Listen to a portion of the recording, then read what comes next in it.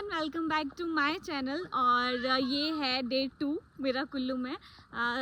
कल मैं अपनी बहन के घर पे आई थी, उससे मिली एंड हम थोड़ा सा इमोशनल हो गए थे क्योंकि बहुत सालों बाद एक दूसरे को मिल रहे थे। और रात हो गई थी तो रात में मुझे कुछ खास दिखाई नहीं दे रहा था, बट सुबह उठते ही मैंने यहाँ का जो मौसम देखा। यहाँ पे मेकअप की कोई ज़रूरत नहीं है आपको, ठीक है, कोई ब्लश की ज़रूरत नहीं है क्योंकि नेचुरली ऐसे मौसम में आपका फेस, आपकी स्किन सब बहुत प्यारा लगता है। And the view, oh God. अभी मौसम फिर से थोड़ा सा ख़राब हो गया है, शायद दिन में सनलाइट दोबारा आए तो मैं आपको दिखाती हूँ व्यू। ये है उसका घर और उसके आसपास सिर्फ बगीचे ही बगीचे। मुंबई में इतने टाइम से रह के मुंबई मुझे बहुत पसंद है, वहाँ पे मेरा काम है, लेकिन ये जो शांति है, ये जो सुकून है, ये मैं वहाँ पे बहुत मिस करती थी। यहाँ पे रात में एक भी आवाज़ नहीं आती, सो गए तो सो गए बस, उसके बाद कोई आवाज़, कोई शोर, कुछ भी नहीं। आज हम जाने वाले हैं मणिकरण। मणिकरण के बारे में आप सब लोगों ने बहुत कुछ सुना होगा कि वहाँ पे गर्म पानी के चश्मे हैं, इसलिए वो फेमस है। वहाँ पे नेचुरली गर्म पानी आता रहता है और वहाँ पे गुरुद्वारा है जो कि बहुत ज़्यादा फेमस है। तो आज हम वहाँ पे जाने वाले हैं, मम्मी, पापा, राघव और मैं। ऋतु नहीं आ सकती है क्योंकि उसका जो बेबी है वो अभी 3 साल से छोटा है। और हमारे यहाँ पे एक रिचुअल है कि बेटा पैदा होने के बाद जब तक उसका मुंडन नहीं हो जाता उसे आप घर के बाहर नहीं ले जा सकते, और अगर बेबी घर के बाहर नहीं जाएगा तो मम्मी को भी नहीं ले जा सकते क्योंकि वो उसके बिना नहीं रहता है। तो हमें जितनी भी ट्रिप्स मारनी है या जितनी भी जगह घूमना है, तो शायद ऋतु हमारे साथ नहीं आ पाएगी। मम्मी पापा तो पीछे से आ रहे, लेकिन मैं पहले जा रही हूँ क्योंकि मुझे ये व्यू और एंजॉय करना है।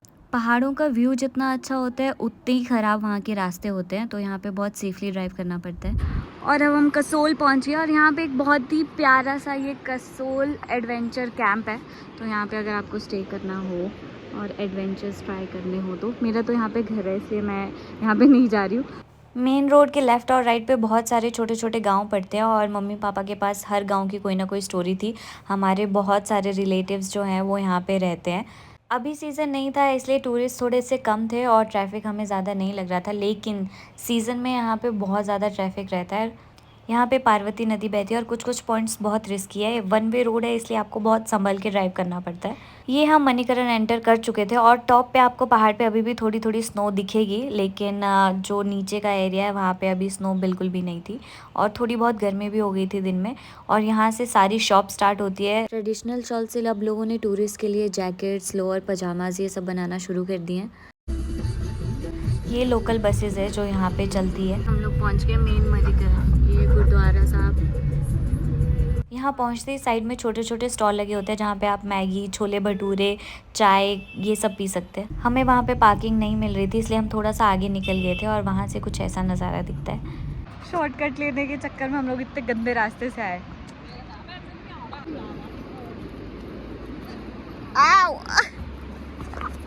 माय गॉड, लास्ट ईयर बरसातों में पूरी नदी यहाँ से आ गई थी और वो घर सारे टूट गए थे।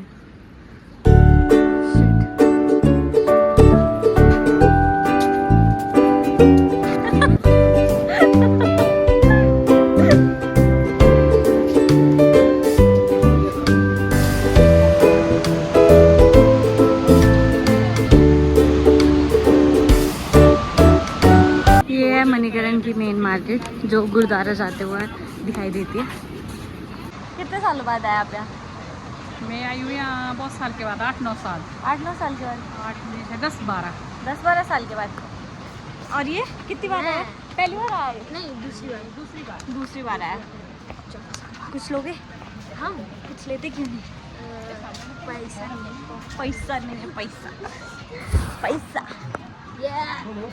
ये प्राचीन राम मंदिर। हाँ, धर्मशाला। हाँ, नहाते। और इस वाले कुंड में लोग यहाँ पे खाना पकाते हैं, इतना गर्म है ये। डूब के देखे इसके अंदर? चावल दाल खाई जाती है, गर्म पानी है, ये देखो।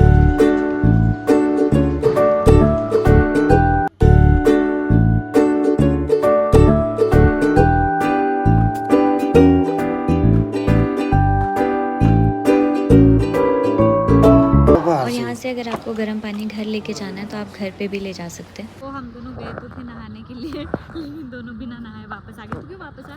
मैं चेंजिंग रूम में था। मैं ये सोच रही थी अच्छा ठीक है 1-2 लोग होंगे मैं मस्त नहा लूँगी, लेकिन हम अंदर गई तो पूरा फुल था, वहाँ पे जगह ही नहीं थी नहाने के लिए, तो हम दोनों ऐसे ही वापस आ गए।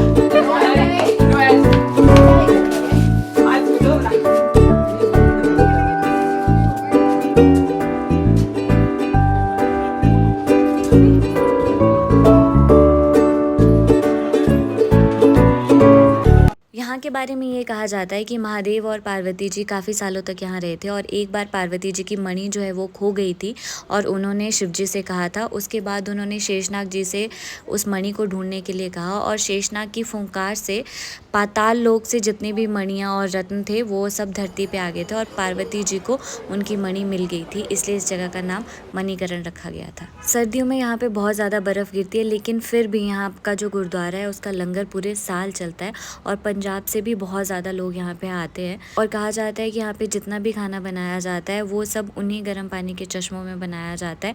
बहुत बड़े बड़े बर्तनों में चावल और दाल पकाया जाता है उसी गर्म पानी में और इसके आसपास बहुत सारे छोटे छोटे कॉटेजेस हैं, टेंट हाउसेज है जहाँ पे आप स्टे कर सकते हैं और ऑनलाइन बुकिंग भी होती है।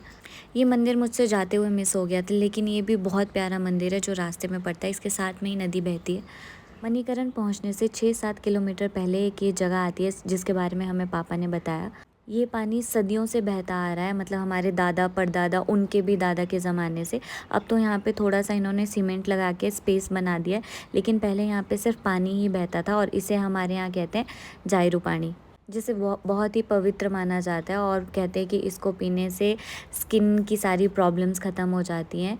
बहुत सारी बातें जो हमें भी नहीं पता, जब भी हम मम्मी पापा के साथ बाहर जाते हैं तो उनसे हमें ये कहानियाँ पता चलती हैं, क्योंकि पहाड़ों में बहुत सारी कहानियाँ छुपी होती हैं। तो ये था मेरा आज का व्लॉग, होपफुली आप लोगों को पसंद आया होगा। Thank you for watching.